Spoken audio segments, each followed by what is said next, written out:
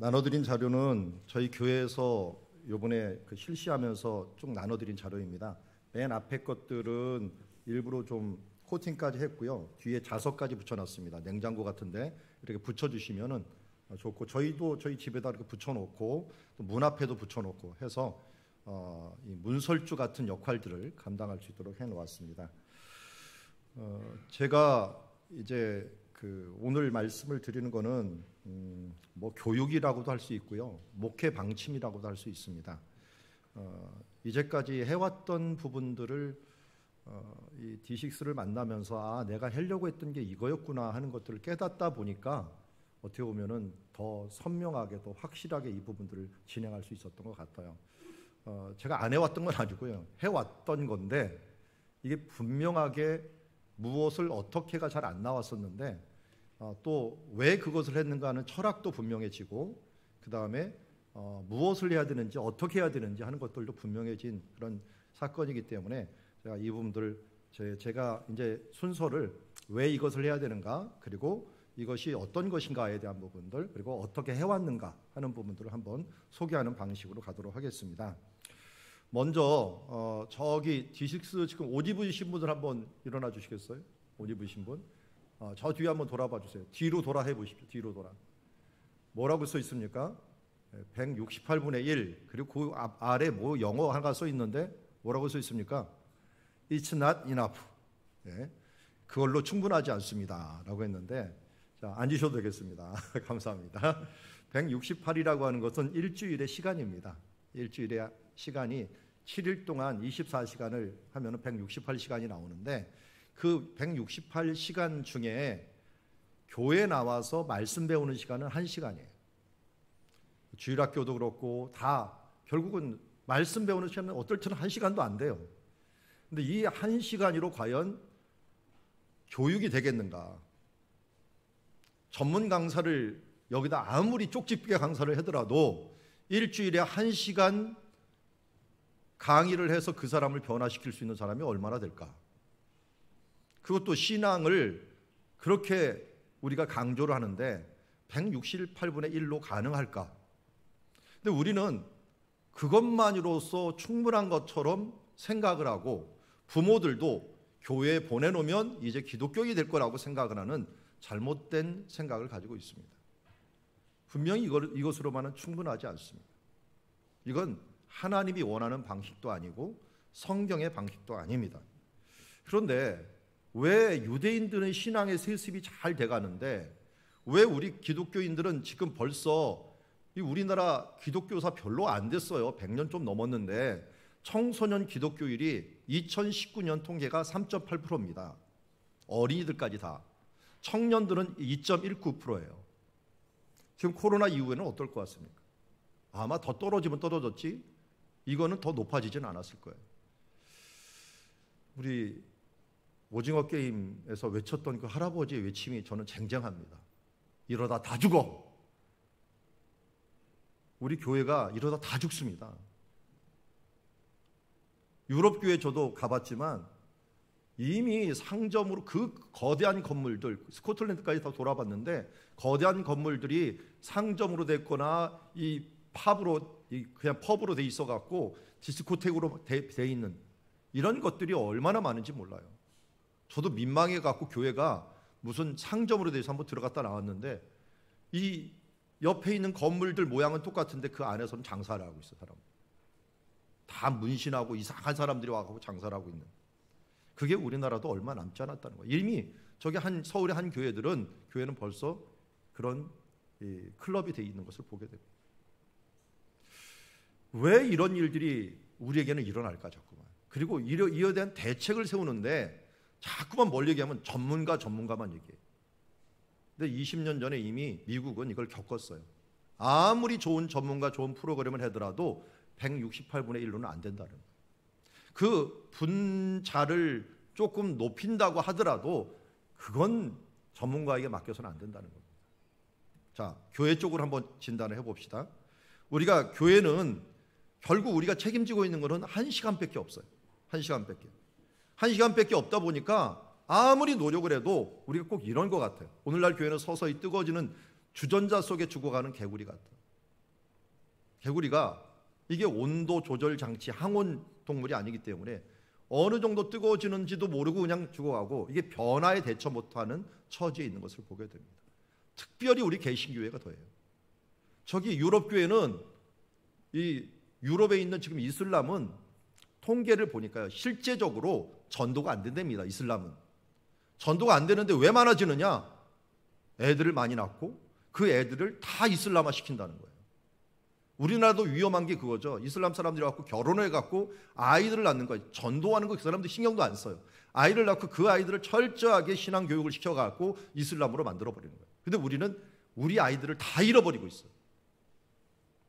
과연 우리 목회자 자녀들 중에 신앙생활 잘하는 사람들이 얼마나 될까? 차라리 그분들은 성공한 거예요. 자기 가정은 성공을 했으니까요. 목회자 자녀들조차도 지금도 흔들리고 있는 그런 입장이에요. 이러다가 우리 교회는 더 이상 손을 수 없는 지경에 이르게 됩니다. 저는 이 이유를 당연한 것 중에 하나가 여기서 찾았습니다. 부모를 제외한 다음 세대 교육은 거짓 메시지다.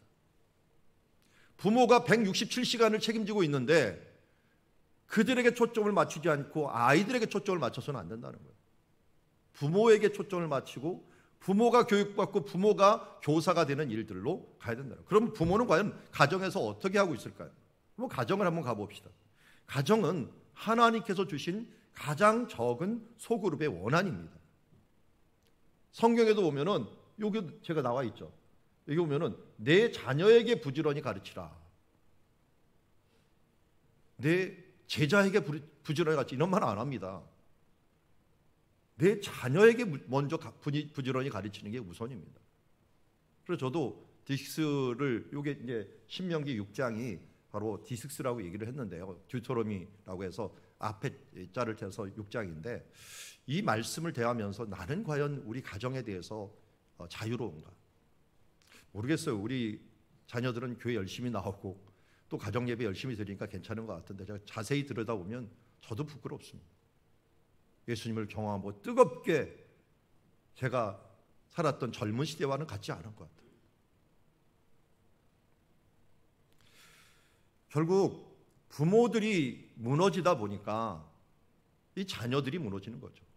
다음 세대의 무너짐은 부모 세대의 무너짐이라고 할 수가 있습니다. 우리는 잊지 말아야 될 것은 가정은 최초의 선교 현장이라는 것을 잊지 말아야 됩니다. 가정은 최초의 선교 현장이다. 그러기에 우리는 지금 교회는 부모를 제자 삼지 못했고 가정은 자녀를 제자 삼지 못했고 가정과 교회는 함께 세대 간의 제자 훈련을 이루는 것이 오늘 우리가 해야 될 부분이다라고 할 수 있습니다.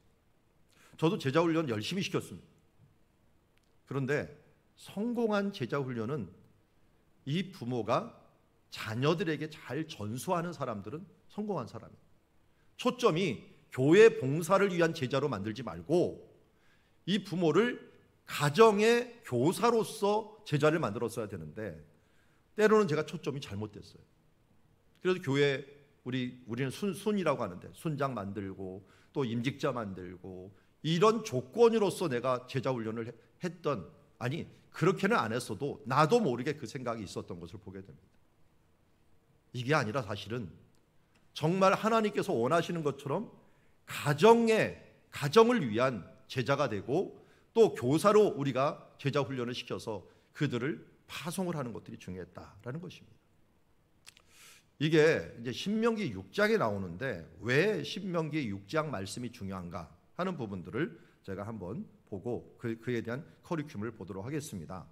이 부분들은 이제 많은 홈페이지와 유튜브, 출판사 또 많은 서적들이 준비되어 있습니다. 그러기에 그것을 보시면 알겠지만 여기서 간단하게 소개를 해드리겠습니다. 디식스란 무엇인가에 대한 부분인데요. 이 디식스는 예수님의 대계명입니다. 대계명. 왜 대계명이냐? 조금 이따 보겠지만 예수님께서 마가복음 12장에 이 율법학자가 가장 큰 계명이 무엇입니까? 라고 물어볼 때 이스라엘아 들으라 하면서 신명기 6장 4절을 인용하십니다. 마태하고 누가는 4절부터 얘기를 안 해요. 5절부터만 얘기해요. 너는 마음을 다하고 뜻을 다하고 힘을 다하여 라고 했지만 마가는 4절부터 아예 얘기를 합니다. 전체를. 우리 하나님 여호와는 오직 유일하신 여호와시니 하면서 마음을 다하고 뜻을 다하고 힘을 다하여 내 하나님을 사랑하라 하는 것이 바로 첫째 되는 개념이고, 이보다 더 큰 계명이 없다라고 분명히 얘기하고 있습니다. 그런 의미에 이거는 우리는 예수님의 대계명이고, 우리가 잘 알듯이 제가 옆에 붙여놓은 것처럼 이 계명, 이것이 어떻게 보면 예수님께서 주신 우리의 최고의 계명인데, 우리는 사명이라는 것들을 자꾸만 강조를 하지만 대계명을 자꾸만 잃어버릴 때가 많이 있습니다. 저는 이렇게 정리를 해봤어요. 그레이트 커맨드먼트가 있어요. 명령이이자 계명이 있고, 그레이트 커미션이 있습니다. 미션, 사명이 있어요. 그리고 대계명은 마가복음 12장 29절 30절에 나오는 내 여호와 하나님을 내가 내 유일하신 여호와로 섬기고 내가 그분을 사랑해라. 그리고 이와 같이 내 이웃을 사랑하라 했는데, 이 말씀이 어디 것을 인용했냐면 신명기 6장 4절에서 9절 말씀인데요. 여기에서 앞에 부분 4절 5절을 인용했지만 그 다음에 이 6절 7절 말씀에 마음에 새기는 것과 자녀에게 가르치는 것을 실천적인 면들을 알려주셨다는 것입니다. 그리고 우리가 잘 아는 이 그레이트 커미션이라고 하는 이 대사명은 제자 삼으라는 것과 그리고 증인되어서 선교한, 땅끝까지 선교하라는 부분도 우리가 너무 잘 아는 부분이에요. 우리가 둘 다 열심히 해야 됩니다. 그렇지만 이 대계명은 어떻게 보면 이 수직적인 관계들을 이루는 거예요. 그래서 제가 십자가를 만들었는데요. 여기 십자가 모습을 보면은 대사명은 수평적인 사역입니다.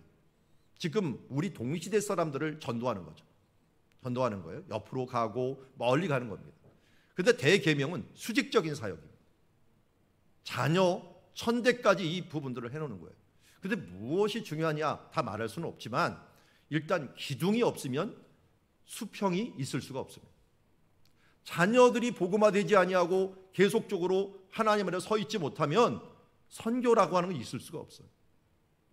과연 우리 30년, 40년 뒤에도 우리나라의 선교가 세계에서 2위를 차지하고 선교사님들이 이렇게 많이 파송하는 나라가 될 수 있을까요? 그거는 수직이 잘 돼 있을 때였습니다. 다음 세대들이 이것을 받쳐줄 때입니다. 그래서 또다시 이렇게 정의를 할 수 있을 것 같습니다. 이 대계명은 신앙의 대물림이다. 대물림이다. 그리고 대사명은 제자훈련과 선교사역을 통해서 멀리 퍼티어 나가는 것이다. 저는 그래서 이 부분들을 예수님의 대계명이고 우리가 D6 신명기 6장에 나오는 말씀이다 해서 가정과 교회가 합력하여서 동역하여서 세대 간의 신앙을 전수하는 목회를 하는 것이다. 이게 안 되면 미래가 없다라고 하는 것이죠. 여러분 그거 아십니까? 100년 전, 200년 전에 유명했던 교회들 아십니까? 우리나라에서 100년 전에 가장 유명했던 교회, 뭐 평양대봉이었던 장대현 교회 있습니까? 없습니까? 지금? 그 물론 이름을 가져온 사람들이 있어도 그 교회는 없습니다. 50년 전에 유명했던 교회, 그 교회가 지금도 건강하게 유명하게 돼 있습니까? 이상하게요. 사람은 남는데 교회라고 하는 명칭은 다 흐지부지 없어지더라. 우리가 세운 교회, 제가 사랑누리교회를 개척을 했지만 22년 됐어요. 이 다음 세대 50년, 60년 뒤에 과연 이 교회가 뭐 건강한 모습으로 계속 서 있을 것이라고 저는 기대를 하진 않아요. 기대하는 건 뭐냐면 사람이 서 있는 거예요. 제가 진짜 20년 동안 보니까 아이들이 자라는 거 보면 급히 자라나더라고요. 이 자라나는 이 세대들이 바로 서 있는 것이 결국은 우리의 사명이다. 하나님 나라 앞에 가서 제가 무엇이라고 평가를 받을 것인가. 여러분도 잘 알듯이 제가 2016년에 심장마비를 일으켜갖고 중환자실에 들어가서 딱 생각난 게 딱 하나였습니다. 의식이 희미해질 때 주님 앞에 서는구나. 내가 주님 앞에서 어떤 평가를 받을까. 그러면서 마태복음에 나오는 잘하였도다 착하고 충성된 종아, 이 말씀을 내가 들을 수 있을까? 그러다가 이제 다시 깨나갖고 다시 목회를 하면서 제 목표가 바뀌었습니다. 무엇을 많이 하고 잘하고의 문제가 아니라 주님 앞에서 어떤 평가를 받을 것인가. 잘하였도다 착하고 충성된 종아. 근데 그 일이 무엇일까? 교회를 크게 키우고 또 우리가 뭔가를 열심히 하고 무슨 전문가가 되고 그런 것이 하나님 앞에 평가받는 것이 아니라 하나님께서 우리에게 맡겨진 이 대계명과 대사명을 이루는 일들을 내가 주 안에서 잘 해냈는가? 내가 주님 앞에 갔을 때 이 뒤에 따르는 사람들이 이 복음을 듣고 정말 천대에 이르기까지 복음이 전파되는 것을, 그 세대가 서 있는 것을 볼 것인가? 그러기 위해서는 내가 무엇을 해야 되는가? 이 즈음에 저도 세대 통합 예배를 드리고 있었습니다. 세대 통합 예배를 드리게 된 이유 중에 하나는 교인들이 서로 몰라요. 1, 2부, 특별히 열심히 하는 교사들이 2부 예배 드리는 사람은 몰라요. 그리고 가족들이 서로 몰라요. 누구 애가 누구 엄마 아빠인지도 몰라요. 따로 떨어서 드리니까. 아이들이 정식 예배를 한 번도 못 드려보고 고등학교 졸업하면서 교회를 떠나는 애들이 부지기수예요. 근데 이번 주에 우리 한 친구가 청년인데 떡을 냈어요. 감사하다고. 그 친구가 이상한 친구였어요. 그 친구가 중고등 때부터 한 번 대예배를 나오더니 졸업할 때까지 자기 부서는 안 가고 대예배만 드렸어요. 대예배만 드렸는데 끝나고도 청년 때도 계속 대예배만 드리면서 자기 자리를 유지하더니 나중에 시카고 대학 가서 박사학위 받고 다시 거기서 직장 가지고 돌아와 갖고 감사하다고 떡을 내더라고요. 차라리 대예배에서 은혜를 받고 끝까지 있었던 그 애는, 뭐 애라고 해야 하나 이제는, 그 청년은 지금도 굳건한 신앙을 가지고 자라나는 모습을 보게 돼요. 이런저런 제가 자극을 보면서 함께 예배를 드려야겠다. 뭐 요새 우리 교인들로 줄는데 잘 됐다. 그냥 함께 모여서 해드려도 그게 큰 문제가 없구나. 근데 이제 부모들이 제일 힘들어하더라고요. 애들은 다 알아들어요. 이게 멀티라서 떠들면서 다 듣더라고요. 나중에 말 들어오면 다 알고 있어요. 부모들이 근데 옆에서 애들 조용히 시키느라고 예배를 못 드려요. 눈치 보느라고 자기 자존심 상해갖고 예배를 못 드려요. 그러는 바람에 할 수 없이 부서들을 좀 나눴어요. 전부 앞에 다 몰아먹고 설교 때만 축복 기도하고 애들을 보내는 거예요. 부모가 아이들 축복 기도하고 각 부서로 보내서 설교만 따로 듣게. 그러니까 좀 숨을 쉬더라고 사람들이. 그렇게 드리고 있었는데 이 D6의 이 철학을 만나면서 아 이거다. 이렇게 정리를 하면서 나가야겠구나 하는 것을 알게 되었습니다. 자, 그러면 이 D6가 추구하는 부분들을 잘 보면 듀테로노미라고 하는 이 신명기 6장의 핵심은 6장 4절부터 9절에 있는 말씀인데요. 이 말씀은 가장 오래된 교육 명령입니다. 이것은 신명기 6장 4절 9절의 말씀 단축 아이콘과 같고요. D6는 가정과 교회, 세대와 세대가 하나 되어 다음 세대를 제자 삼아 신앙을 전수하는 이 운동이요 목회라고 할 수가 있습니다. 그래서 이것을 신명기 4절에서 9절을 보면 이렇게 얘기합니다. 들으란 말은 순종하라는 말도 되죠. 청종하라. 이 교육의 핵심이 뭐냐면 하나님의 내가 자녀 되어서 유일하신 하나님을 경외하는 삶을 살라는 것입니다. 그래서 이 교육의 비전은 뭐냐면 하나님 사랑과 이웃 사랑이 5절에 나와 있고요. 이 실천 명령으로 자녀는 부모를 첫 제자를 삼아라라는 것이고, 형식은 가정과 교회가 하나 되는 문화적인 명령을 이루어라라고 합니다. 자, 그걸 도표로 정리하면 이렇습니다. 핵심은 유일하신 하나님 여호와를 경외하는 삶. 여호와를 경외하는 것이 지혜와 지식의 근본이라고 했습니다. 비전은 하나님 사랑, 이웃 사랑. 그런데 이 D6에 우리에게 주신 책임이 있어요. 이 자녀들에게 어떻게 가르쳤어요? 자녀들에게 부지런히 가르치고 내가 강론하라고 말씀하십니다. 그리고 6장 3절에 보면 이렇게 되면 네가 형통하고 번성할 것이다 라고 하는 약속까지 주셨습니다. 이게 D6 언약도라고 할 수 있는 부분이라고 할 수 있습니다. 그래서 이 비전을 저희 교회에서 나누기 위해서 여러 지금 그 문구들을 만들어 놓았습니다. 우리 본부에서 주시는 거하고 또 저희가 가진 거하고, 여러분들 이 앞에 지금 의자 앞에 하나씩 다 있죠? 여기는 없네요. 저 뒤쪽부터 다 있는, 그게 이제 이 부분들을 다 해놨어요. 성도들이 보고 이게 일주일에 한 번씩 계속 바뀝니다. 그 자리에 똑같이 앉는 사람들은 이 문구를 보면서 계속 상기를 하도록. 부모여 자녀를 축복하라. 하면서 우리 2023년에 표부터 시작하여서 바로 우리가 제자로 삼아야, 부모가 자녀를 첫 제자로 삼아야 된다 하면서 강조하고 있고, 그리고 우리가 무엇을 향하여 가는지 하는 부분들을 계속적으로 강조하는 일들을 하고 있습니다. 자, 이렇게 진행을 하고 있는 중에 이제 우리 교회에서 마련한 D6를 하기 위해서 영상을 준비를 했는데요. 영상 한번 보도록 하겠습니다.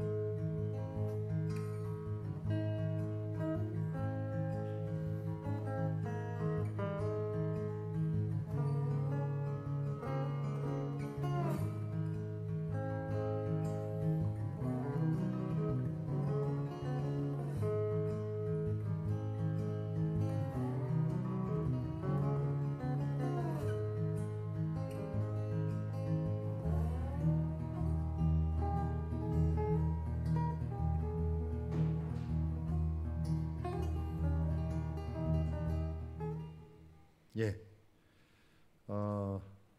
제가 현재 현상들을 보면서 참 우리 다음 세대가 마른 뼈와 같지 않을까. 2% 3%밖에 안 되면 미전도 종족입니다. 그래서 가정의 부모들이 선교사로 자녀들한테 파송이 돼야 되는 지금 상황이에요. 언어도 틀리고요, 상황도 틀리고, 생각 자체가 틀린 다른 민족에게 우리는 가야 되는 상황이 돼버렸습니다. 마른 뼈와 같은 우리를 살려주시옵소서.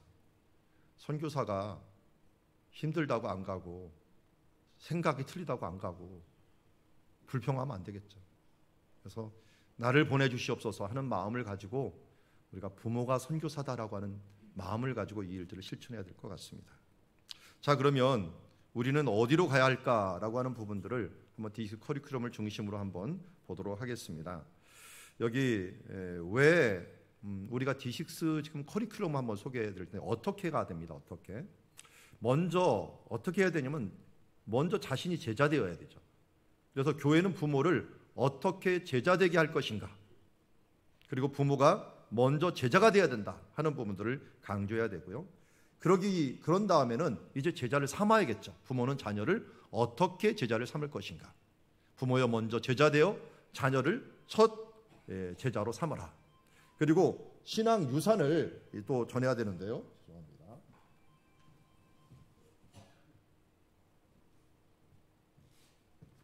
신앙 유산을 남겨야 되는데, 여기 한번 보시면 D6 커리큘럼을 좀 얘기하고 있어요. 우리 교단 공과도 있고 다 있기 때문에 좀 조심스러운데요. 우리가 이 공부를 시킬 때 6년 커리로 지금 돼 있어요. D6가 6년 커리로 돼 있어 갖고, 미취학까지 6년, 그리고 또 초등학교 6년, 중고등부 6년 이렇게 돼 있는데, 6년 단위로 계속적으로 반복적으로 교육을 합니다. 성경 한 권을 다 떼고, 한 권을 6년에 한 번씩 도는 겁니다. 그리고 거기에 필요한 세계관이라든지 교리라든지 이런 걸 집어넣어가고 교육하는데, 이따 그 커리는 말씀을 드리도록 하겠습니다. 그래서 어렸을 때는 성품을, 그리고 유초등부 때는 제자 되고 리더가 되고 나중에 선교사가 되고 신앙에 전수하는 자가 되도록 우리가 교육을 시켜야 된다는 거죠. 그래서 이것을 가지고 이제 가정과 교회가 특별히 연결되어서 이 부분들을 해야 됩니다. 커리큘럼이 그냥 교회만 하면 안 되고 가정만 하면 안 되고 서로 연결되는 부분들이 있어야 된다는 거죠. 그리고 이 부분들이 특별히 연결이 될 뿐만 아니라 모든 세대가 같은 생각을 가지고 있어야 된다. 같은 주제를 가지고 있어야 된다. 그래서 3세대가 서로 소통할 문화와 연령대별 발달 과정을 담은 커리큘럼이 필요하다. 그리고 이 일들에 대해서는 질문과 묵상을 통해 갖고 생각, 그리고 영적으로 서로 연결하는 그런 관계들을 가져야 된다라는 것이고요. 마지막으로 가정 예배가 반드시 있어야 돼요. 가정 예배를 통해서 주중에 매일 가정 예배뿐만 아니라 매주 1회 대물림 가정 예배가 필요하다라는 것입니다. 그래서 이렇게 한번 얘기할 수 있을 것 같습니다. 제자 되기 없이는 제자 삼기도 없고, 제자 삼지 않고는 신앙의 유산도 전해줄 수 없고, 신앙의 유산 없이는 서로 연결할 수도 없고, 연결하기 없기는 또 세대 통합도 될 수 없고, 세대 통합 없이는 서로 세대 통합이 안 되게 질문도 못하고, 그리고 서로 질문하고 만드는 문화 없이는 가정 예배들도 제대로 드릴 수가 없다. 그래서 이것을 통해서 하나님 안에서 이런 프로그램을 만들어져야 하는데, 이걸 이제 로드맵을 그리면 이런 식으로 그릴 수가 있습니다. 교회와 가정이 협력을 해야 되는데, 교회는 주일 학교를, 그리고 가정은 주일 가정 예배를 함께 드리는 겁니다. 우리 교회가 지금 그렇게 하고 있는데요. 그리고 주일날과 주중을 같이 연결을 하는 일들을 하는데, 본 수업을 교회에서 한다면 예습과 복습이 가정에서 이루어지고, 교회에서도 하브루타식으로 교육이 된다면 가족 하브루타도 만들어져야 됩니다. 그래서 주일에는 교회에서 교사들과 학생들이 이 커리큘럼을 줘서 같이 공부하고, 그리고서 공부하는 방식들이 클리어 이제 시스템이라고 하는데 조금 이따 설명을 하도록 하겠고요. 그리고 성경 배경이라든지 또 이 하나님 나라 세계관이라든지 이걸 가지고 교회에서 끊임없이 교육하고, 가정에서는 이 교회에서 지원을 받아갖고 그 디스 커리큘럼을 따라서 이제 홈 커넥션, 이 아이들이 무엇을 공부했는가를 알고 그 공부한 것을 가지고 같이 가정 예배를 통해서 스프링크라고 하는 놀이 문화와 이런 것을 통해서 가정에서 함께하게 됩니다. 그래서 교회와 가정이 협력해서 나중에는 세대 간의 제자를 만들자라고 하는 것이 큰 로드맵이라고 할 수가 있고요. 저희 교회에 올라올 때 이것을 해놓았는데요. 여기 보면 이 부모님들부터 어른들까지 같은 주제를 공부합니다. 같은 주제라고 하면 안 되고요. 같은 본문을, 요번엔 저희가 창세기 7장과 8장을 해서 노아의 방주 얘기를 했어요. 노아의 방주면은 우리 유아부터 시작해서 우리 모든 장년들까지 다 노아 방주를 공부했어요.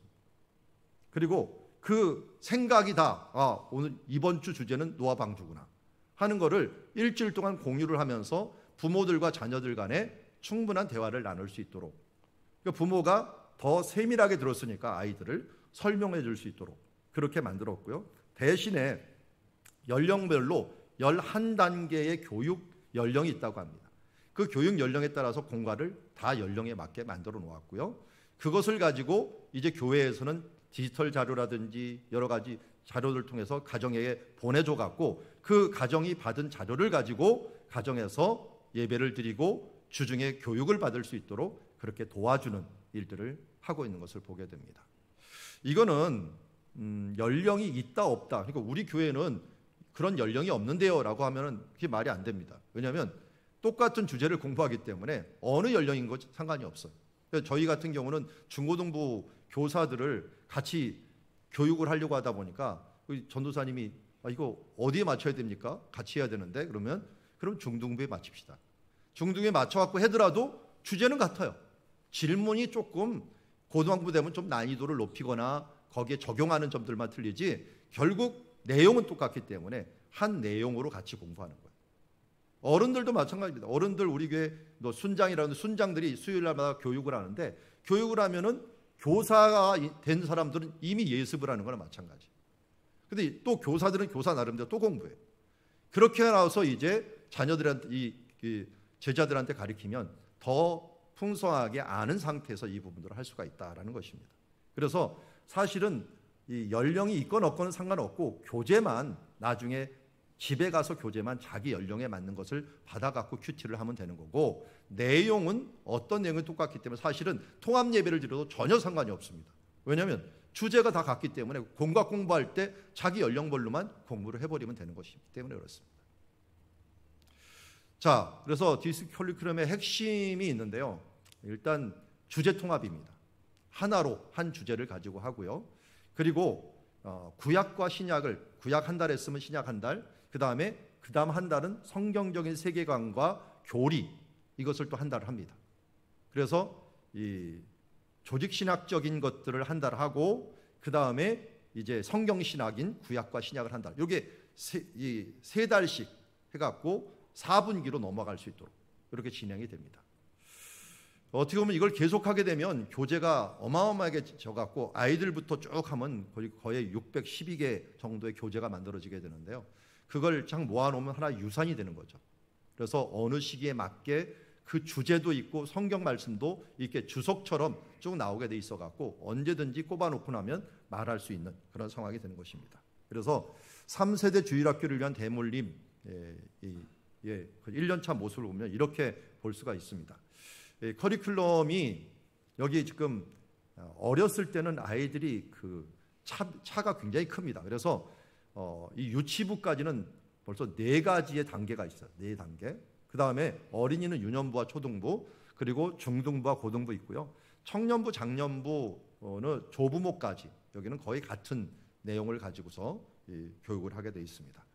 여러분들이 이제 아래 가시면 이거 하나씩 가져갈 수 있는데요. 이게 이제 요번 한 해에 우리가 공부하는 주제입니다. 그래서 이제 미국식이 가을 학기부터 시작을 했잖아요. 가을 학기부터 시작을 하고 겨울 학기에는 특별 주제 하나, 구약 하나, 신약 하나 이런 식으로 해서 1년을 쭉 진행을 하고요. 그럼 요 밑에 보면은 1년부터 6년까지 있어요. 그래서 뭘 언제 무엇을 공부한다는 게 다 나옵니다. 그래서 이미 6년 본문들이 다 준비되어 있고 이런 공과들이 다 준비된 상태에서 우리가 이 부분들을 공부할 수 있도록 해놓았습니다. 그래서 이 교육용 교재가 교회용이 있고 가정용이 있어요. 그래서 책에 보면은 교회 모양이 되어 있는 것들이 있으면 교회용이고 가정 집 모양 되어 있으면 가정용이고 이렇게 만들어 놨습니다. 그래서 각 부서들을 만들고 큐티 책들도 다 되어 있습니다. 큐티 책을 가져가고 한 주간 동안 큐티할 수 있도록 그렇게 마련해 놨고 잡지식으로 이렇게 마련을 해 놓았습니다. 이런 식으로 교재들이 마련되어 있고요.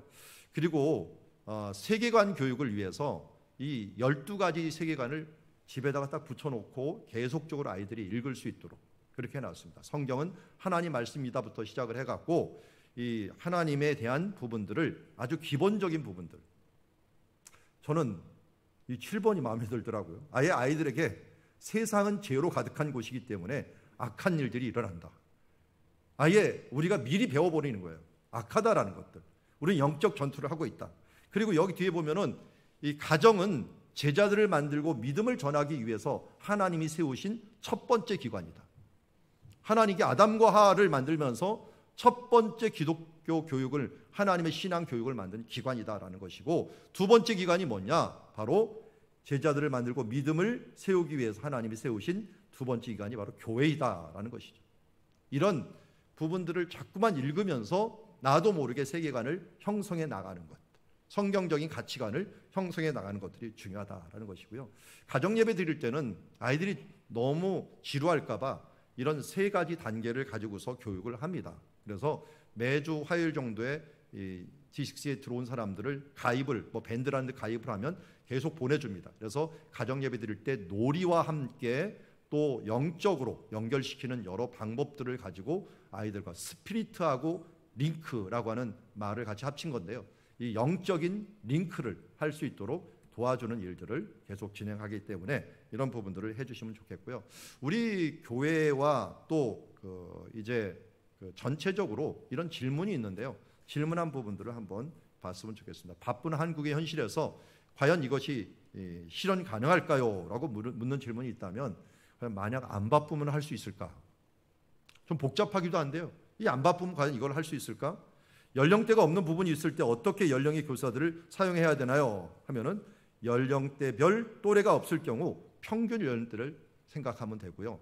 가정에서는 각 연령대로만 사용을 하면 된다. 그리고 부모가 교회에서 자신의 커리큘럼을 공부하면 아이들의 공과가 과연 충분히 지도가 가능할까요? 한마디로 해보니까 초신자 엄마도 가능하다. 미리 배우기 때문에 아이들과 같이 배우기 때문에 전교인 주일학교니까요. 저희들은 이 주일 예배 후에 식사하고 그 다음에 어린이들은 오후에 공과 공부 들어가고요. 어른들은 오후에 여기 모여갖고 또 이 우리 구역별로 성경 공부를 들어갑니다. 그러니까 똑같은 주제를 가지고 아이들과 똑같이 주일학교를 하는 거죠. 그렇게 하니까 모두 집에 가서는 하나의 생각을 가지고 교육을 할 수가 있습니다. 그래서 우리가 168분의 1인 분자를 이루는데 중요한데 이것이 DX 커리큘럼이 좋은 역할을 해줍니다. 그래서 3세대 주일학교에서 장년 주일학교는 필수가 되고요. 그래서 할아버지, 엄마, 아빠, 나 이르기까지 모두가 하나 되고 가정에서 주일학교가 계속적으로 가정 주일학교가 계속된다는 것입니다. 기존 다른 교재와 커리큘럼과 특별한 차이점이 뭔가 보면은 아까 말씀드렸듯이 세대 간의 제자 양성을 하는 거예요. 어떻게든지 함께 교회가 가정이 합쳐갖고 교육할 수 있도록 만들어 놓는 거고, 실제로 커리큘럼 사용하는 교회가 어디 있는가? 국외에서 우리 김치란 목사님이 그 시작을 제일 먼저 하셨고요. 미국의 워싱턴 중앙장로교 육렬 목사님 교회에서 지금 도입을 작년부터 하고 있습니다. 해입을 하고 있고, 뭐 국내에서는 우리 사무처장으로 계시는 그 수원 풍성한교회에서 지금 모임도 가지고 같이 하고 있고요. 우리 오늘 오신 송우리교회 등 한 30여 개 교회들이 같이 이 부분들에 동참하고 있습니다. 그리고 매년 세미나가 있는데 지금 5차까지 열렸습니다. 컨퍼런스가 열렸는데 이게 다 서울 충신교회에서 이루어지고 있습니다. 충신교회에서는 D6 정신을 중요시 여겨서 지금도 이 부분들을 계속적으로 컨퍼런스를 하고 있습니다. 이 부분에 있어서 제일 앞장섰던 분이 이제 론 헌터라고 하는 목사님이 이 부분들을 앞장서서 했고요. D6 커리큘럼은 자녀들이 어떤 모습에서 현명한 성경적인 결심을 내렸는데 그 방법을 가르쳐주는 굉장히 중요한 부분이고 하나의 가치다라고 하는 걸 우리에게 알려주고 있습니다. 자 여기까지 잠시 하고요. 조금만 한 1, 2분만 쉬었다가 다시 하도록 하겠는데요. 제가 이게 PPT가 뭐가 잘못돼 갖고 바탕이 좀 문제가 있습니다. 조금만 기다려 주시기 바랍니다. 그러면 계속 하겠습니다. 저희 교회에서 했던 학부모 간담회가 있습니다. 학부모 간담회가 있는데 그때 이제 유치부라든지 유초등부든지 이렇게 교육부서가 중요하기 때문에 제가 일부러 각 이 부서별로 이렇게 방문을 하면서 간담회를 했습니다. 그래서 유치부에서 간담회를 했더니 D6를 설명하기 전에 우리 전도사님들이 좀 궁금하고 꼭 얘기 좀 해줬으면 좋겠다라고 하는 것들, 이런 것들을 몇 개를 적어놨더라고요. 그래서 학부모들의 어떻게 보면 질문이 아니라 우리 전도사님들이 좀 유치부한테 이것 좀 얘기해 주세요 하는 것들이 있더라고요. 이게 자녀가 하나님의 기업이며 선물이고 상급임을 아는가? 생활 속에서 여호와 경외 교육이 되어지고 있는가? 하나님 중심의 삶을 살고 있는가? 자녀를 성경적으로 어떻게 양육하는가? 왜 말씀과 기도로 양육해야 하는가? 가정예배 말씀 묵상을 생활하고 있는가? 성경적인 가치관을 심어주고 있는가? 예배를 우선순위에 두고 있는가? 제가 알기로는 유치부는 거의 큐티가 90% 이상 됩니다. 전도사님이 워낙 강조를 하다 보니까 누가 강조하느냐에 틀린데 아이들은 그래 좀 더 쉬워요. 그러니까 집에서 큐티가 되다 보니까 교회 와서도 예배하는 이런 모습들이 굉장히 좋습니다. 그래서 마땅히 해갈 길을 아이부터 좀 가르쳐야 된다 하는 것을 알려주고 있고요. 유초등부 전도사님한테 이제 뭘 좀 받아봐라 했더니 아이에게 무엇을 가르쳐야 될지 모르겠습니다. 그리고 우리 아이의 학원 문제는 어떻게 할까요? 성경학교나 다른 행사도 빠지면 안 되나요? 하면서 전도사님이 이런 거 좀 빠지지 않게 좀 목사님 얘기 좀 해주십시오 하는 식으로 얘기를 하더라고요.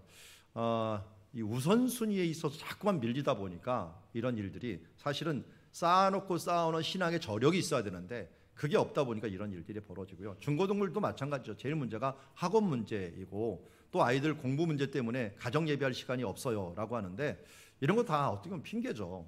어떻게 보면 학원 문제보다도 교회를 제일 많이 빠지는 원인이 아이들을 보니까 학원이 아니더라고요. 의외로. 그게 뭐였냐면 가족여행이더라고요. 가족여행이 이렇게 그 많은 부분들을 차지했다는 것을 알면서 이게 가정여행을 간다는 건 부모가 결국은 이 예배에 대한 중요성을 모르니까 한번 이렇게 애들한테 심어주면 아이들은 여행을 위해서는 빠져도 되는구나 하는 잘못된 신호를 주기 때문에 굉장히 위협적이다 하는 것도 우리에게 알려주고 있습니다. 그리고 가정예배 아이들이 시간이 없다. 중고등부 물론 시간 없죠. 그렇지만 무엇이 우선순위야 하는 문제입니다. 저도 제 사모한테 감사한 거는 제가 교회 한번 나오면 집에 안 들어갔거든요. 그런데 사모가 애들 맨날 깨우자마자 뭐라도 좀 먹이기 전에 앉혀놓고 큐티 새벽에 배운 거 읽어주고 기도해주고 매일같이 기도해주고 보냈거든요. 그러다 보니까 고3 다 끝나고 나서 이제 대학생 돼갖고 이제 그제야 이제 제가 정신 좀 차리고 가정예배 좀 드려야겠다라고 했는데 그때 드릴 때 아이들이 잘 따라오더라고요. 근데 어떻게 잘 따라오냐 했더니 어려서부터 큐티하면서 말씀 보면서 계속 했던 것들이 훈련이 돼갖고 그것이 가능하더라고요. 그러니까 우리가 노력을 안 해서 그렇지 짬내서라도 기도하고 축복해주면은 그야말로 모든 것이 가능한 것을 보게 됩니다. 자, 여러분들이 가장 궁금해하고 있을 것들을 한번 여기서 설명을 해드릴게요. 우리 교회가 지금 어떻게 이 부분들을 시행했는가 하는 부분들을 한번 알려드리도록 하겠습니다. 먼저 목회자 준비부터 시작해서 우리 1월 1일 날 선포식을 하고 이제 2주가 지났는데, 먼저 목회자가 철학을 세우는 일이 굉장히 중요합니다. 아까 1년이라 그랬는데 저는 6월에 제일 첫 번째로 로넌터 목사님 만나고 김친환 목사님 만나고 거기 충신교회 이전호 목사님 만나고 그리고 우리 시태부로 일하시는 분들하고 만나고 계속적으로 한 이틀 정도를 만나고 토론을 하면서 이게 제가 웬만하면 세미나를 안 가는데 안식년이라서 한번 방문을 했는데 충격을 느꼈던 게, 제가 그렇게 추구했던 것들을 이미 하고 있는 팀들이 있다라고 하는 것들이 너무 감사했습니다. 그래서 제가 디스 관련 서적들, 여기 지금 1부터 10위까지 나오는데요, 이런 서적들을 다 구입을 해갖고 가능하면 많이 읽고, 또 읽으면 이게 그냥 끝나요. 근데 어떻게 되면 강의를 하면 돼요. 교회에서는 항상 가르칠 수가 있잖아요. 가르칠 수 있는 이 시간을 만나갖고 이걸 계속적으로 가르쳐 주었습니다. 그래서 저만 아는 게 아니라 이제 돌아와서는 제가 11월에 복귀를 했거든요. 11월, 12월 동안은 비전 심기를 계속했습니다. 그래서 먼저 제가 오기 전에 박상긴 교수님이라고 이 컨퍼런스, 딕스 컨퍼런스 1회 때 강의하셨던 교수님이기도 하고요. 우리 또 최은상 목사님 교회 거기 있는 장로님의 동생이죠. 동생인가요? 형님인가요? 쌍둥이. 그 분이 박상진 교수님이라서, 그래서 초대해갖고 2번 설교를 들으면서 여호와 경외에 대한 교육, 이런 부분들을 마음에 심어주기를 했습니다. 그리고 주일 낮 예배 때 계속 제가 복귀한다면 4주 정도 이걸 비전을 제시하고, 매주 수요일 날은 아까 읽었던 책 있죠? 책을 가지고 컨퍼런스 했던 내용과 함께 나누었습니다. 특별히 제가 하기 전에 컨퍼런스 영상들을 한 3개 정도를 보여줬습니다. 핵심적인 컨퍼런스 영상들을 보여주면서 제가 하는 것보다 그분들이 설명하는 게 더 나을 것 같아서 그걸 영상으로 틀어주고, 끝날 때 D6 DNA라는 책이 핵심 책인데 이 책을 한 과씩 지금도 진행하고 있습니다. 조금씩 가면서 우리가 이런 방향을 향하여 가고 있다는 것을 심어줬고, 매 주일날은 이 금요일날 비전을 가지고 기도하는 시간들을 한 2개월 동안 가지게 되었습니다. 원래 한 4개월 정도 잡았는데 이게 신년부터 바뀌는 시스템이 도저히 그걸 받쳐주지 못하더라고요. 신년부터 확 바꿔야 되니까 조금 급하게 바꿨습니다. 그래서 제가 11월 이제 마지막 주 정도에 사람들을 모아갖고 이 조직을 세웠습니다. 조직을 세웠어요. 조직을 세우기 전에 교육자들과 함께 한 2개월 넘게, 한 3개월 제가 복귀하기 전부터 금요일 날 모여갖고 책 읽고 토론하고 영상 보고 하면서 교육자들과 함께 비전을 같이 공유했습니다. 그리고 이 교육자들과 함께 하다가 이제 교육자들이 학부모 간담회를 실시하도록 해갖고 이 유치부 먼저 하고 유초동부, 중고동부, 청년부와 장년부는 같이 이렇게 진행을 했습니다. 그래서 1월 1일까지 이분을 진행했고요. 그리고 1월 1일 날 D6 선포식을 아예 하면서 우리 교회는 이쪽으로 갑니다 하는 것들을 미리 개념을 부모들한테도 알려주고 선포를 해갖고 이걸 진행하기 위해서 조직을 했습니다. 이게 분과를 조직했는데, 옛날에 이제 그 새생명 축제라고 하는 사랑의 교회에서 줬던 조직들이 있더라고요. 그 조직을 잘 보니까 아주 효과적인 조직들이 몇 군데 있었어요. 그래서 분과별로 해고 위원장을 선출해 갖고 그분이 교육위원장이 돼 주시고, D6 교육위원장이 되고, 그리고 홍보분과에서 오늘 보여드렸던 매주 영상, 그리고 매주 유인물, 그리고 매주 전시물, 그리고 분위기 조성하고 우리가 보는 옷들까지 입으면서 서로 분위기를 조성하는 일들을 했습니다. 그리고 동원문과에서는 우리 오늘 여기 나눠드린 선포문이라든지 서약서, 그리고 사람들 서약하는 문서 통계, 이런 책갈피, 이런 부분들을 준비했고, 기도문과에서는 기도문을 미리 작성을 했습니다. 원하시는 분 기도문들이 있으니까요. 보시고 기도문을 미리 작성해 갖고 구체적으로 기도해 갖고 한 3주 정도 릴레이 기도를 계속 돌아가 갖고, 이때 이제 많은 사람을 최대한 초청을 했어요. 그러면 기도문 한 번만 읽으면은 우리가 뭐 하려고 하는구나 하는 게 다 나와요. 한 6, 7장 되니까 그거 읽으면서 그냥 아멘으로 기도하는 거예요. 그러다 보면 읽다 보면 알아서 은혜 받고, 우리가 이거 하는구나 하는 것을 한 2, 30명이 기도를 같이 하니까, 돌아가면서 하니까 기도했습니다라고 단톡을 못 가고 하는데, 그거 한 번씩 읽는 것들을 자기가 맡은 만큼 6, 7번 읽어버리면은 이미 우리는 그 개념을 깨닫고서 기도를 하게 되는 것입니다. 그렇게 했고요. 이제 마무리가 굉장히 중요한데, 가정예배 분과예요. 가정예배 영상을 만들고, 그리고 서약자들이 가정 예배를 드리겠나라고 하고, 그리고 나중에는 이 예배를 서약한 사람들을 중심적으로 단톡을 만들어 갖고 거기다가 자료들 계속 주고 사진 올리게 만들고, 지금 올라올 때 보셨는지 모르겠는데 이 가정 예배 사진들을 계속적으로 올리고 있습니다. 올리고 있으면서 우리가 예배 드린다 하는 것과, 또 이제 5월 달 정도에 우리가 이제 날씨가 좀 괜찮아지면 우리 교회도 다 모여 갖고 아예 텐트 치고서 가정 예배하는 캠프를 하려고 합니다. 그래서 밖에 안에 전 교인들이 다 모여 갖고 캠프를 할 수 있도록 하면서 가정 예배 실습을 하고 같이 해보는 그런 식으로 해갖고 준비를 하고 있습니다. 자, 그리고 선포식과 그 이후에는 어떻게 진행했냐면 1월 1일 날 주일 예배 때 예배 설교 전에 선포식을 했습니다. 이때 이제 그 준비위원들 20명이 특송을 하고요. 그리고 동영상과 로드맵을 제가 간단히 설명을 하고, 이제 우리가 이렇게 하려고 합니다 해서 서약서를 합니다. 한 반 이상은, 반이 아니라 3분의 2 이상은 이미 개념을 알고 있었습니다. 계속적으로 하고 있었고 기도하고 있었고 또 준비하고 있었으니까요. 그래서 서약사 하는데 우리 교회 가정이 60가정이 안 되는 것 같아요. 그런데 56가정이 서약을 했습니다. 서약을 했고 명문가를 만듭시다 하면서 다짐을 했고요. 평가회가 그날 있으면서 준비를 발전위원회로 변경을 했습니다. 그래서 매월 한 번씩 모여갖고 계속적으로 진행할 수 있도록 이 일들을 행했습니다. 그리고 이제 어떻게 이제 시행하느냐 하는 부분인데요. 매일 디스 교제를 따라서 새벽 기도와 전교인 큐티를 합니다. 이걸 순장님들한테 큐티한 걸 보내주면 순장님들이 또 자기 순원들한테 보여주면서 이 큐티가 계속적으로 되는데, 이게 뭐냐면 주일날 주제에 따른 큐티들입니다. 그래서 한 주간은 만약 이번 주가 노아의 방주에 임한 하나님의 은혜다, 그러면 은혜에 대한 부분들이 계속 갑니다. 하나님의 은혜에 대한 부분들, 그런 것을 계속 갈 수 있도록 만들어줬고요. 제가 이제 오늘 우리 이거 끝나고 나서 딕스 멤버들 1년차들과 함께 모여서 말씀을 준비하는데요. 매주일 말씀을 미리 준비하고 그 다음에 수요일 날 구역장들, 우리 순장들하고 함께 예배 후에 나눔을 가지게 됩니다. 그리고 금요일 날은 교역자들과 함께 나눠요. 주로 수요일 날은 강의식으로 좀 하고요. 금요일 날은 교역자들과 토론식을 합니다. 그리고 토요일 날은 이 부교역자들이 교사들과 또 말씀 나눔을 해갖고 그들에게 전달을 해줍니다. 그래서 주일날은 통합 예배를 드리다가 설교 시간에는 부서별로 분리가 돼갖고 각기 수준에 맞게 설교를 하고요. 그리고 주일 오후에는 전교인 주일학교를 실시해갖고 우리 모든 연령대가 다 주일학교를 같은 모임으로 본막 공부를 하게 됩니다. 그리고 주일 저녁에는 전교인 가정 예배를 실시할 수 있도록 계속적으로 도움을 두고 그렇게 또 추구하고 있습니다. 특별히 이제 이것을 위해서 부모의 역할이 가장 중요한데요. 부모의 역할 중에서 놓치고 있고 모든 사람이 동의하는 부분들이 뭐냐면 자녀를 축복하는 겁니다. 그래서 자녀를 아침 저녁으로 또 시간 날 때마다 축복하는 그런 일인데요.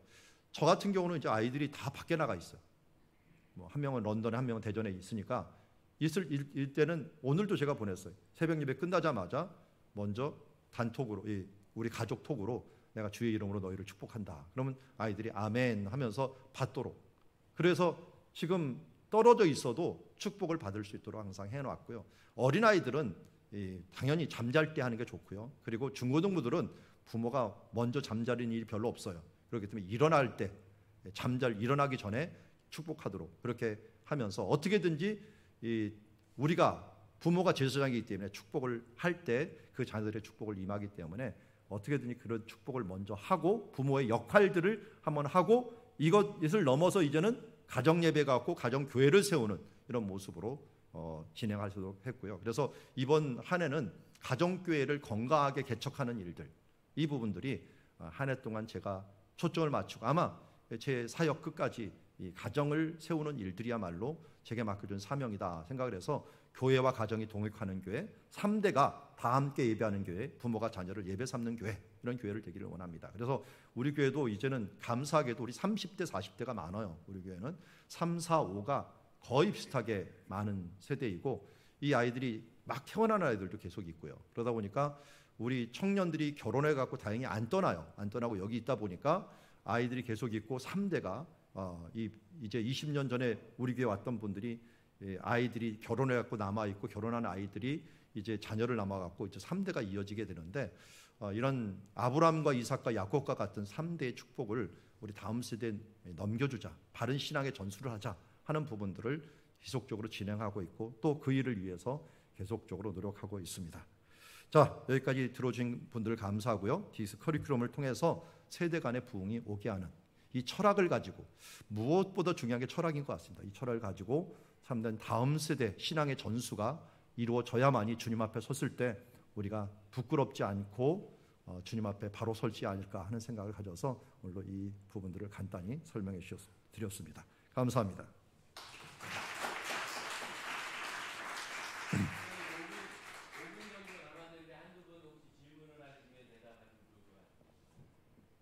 질문이 있으면 해주시면 감사하겠습니다. 지금 제가 시작하는 입장이라서요. 어려우며 아무래도 사전 준비입니다. 사전 준비에 동의를 얻는 것들이 쉽지가 않아요. 그래서 우리 교회는 그래도 바탕이 준비됐다고 하는데 나도 모르게 건너뛰는 일들이 있어요. 예를 들어서 당회하고 먼저 얘기를 해야 되는데 먼저 제가 위원회를 조직을 해갖고 당에 나중에 얘기를 해버리고 이런 일들이 발생을 하는 일들이 있었는데 순서만 잘 정하면 될 것 같아요. 순서만 핵심 멤버들과 함께 교육자들하고는 잘 나눴는데 우리 당회들 원들이나 이런 분들하고 좀 얘기를 계속하면서 계속 나눴으면 좋겠다 하는 생각이 들어요. 예.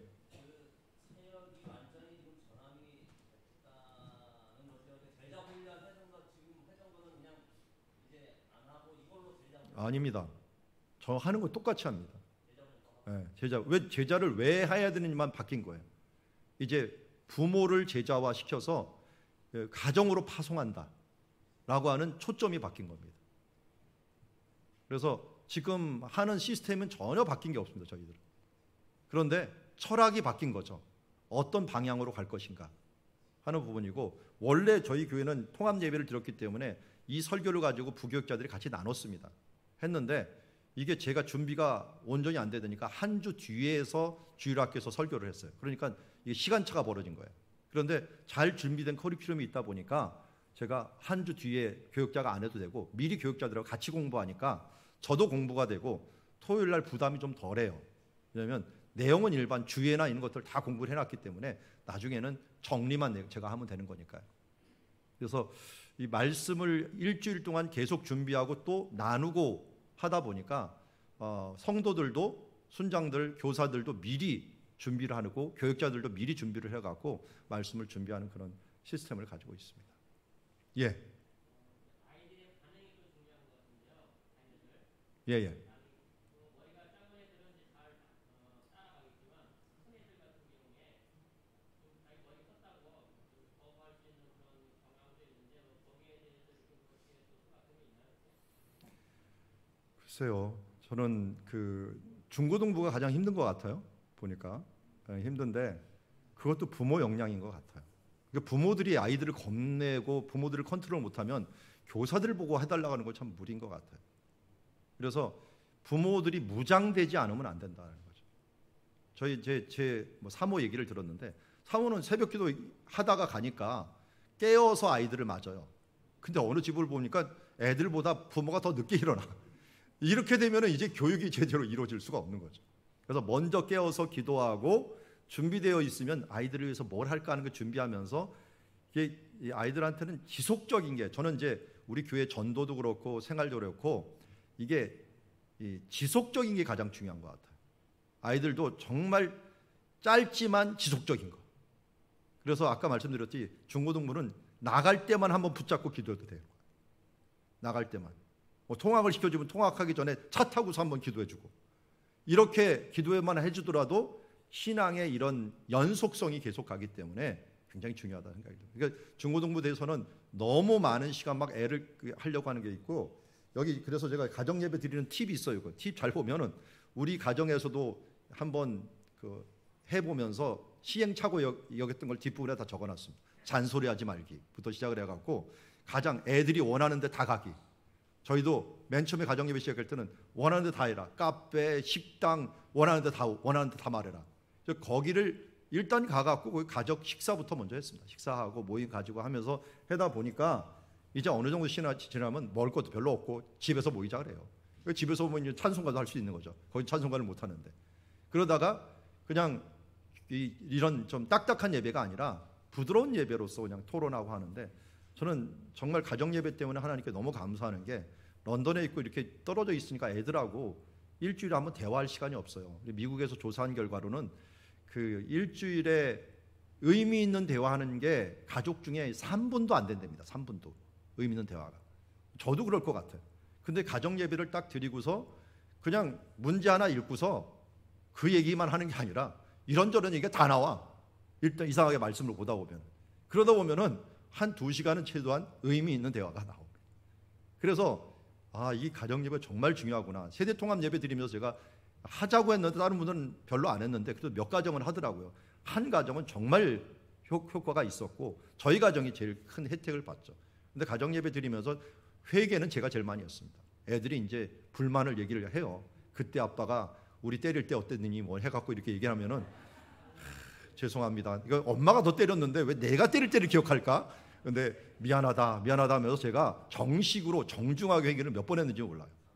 네. 그러니까 애들이 마음을 열더라고요. 네. 예. 예, 수고했습니다.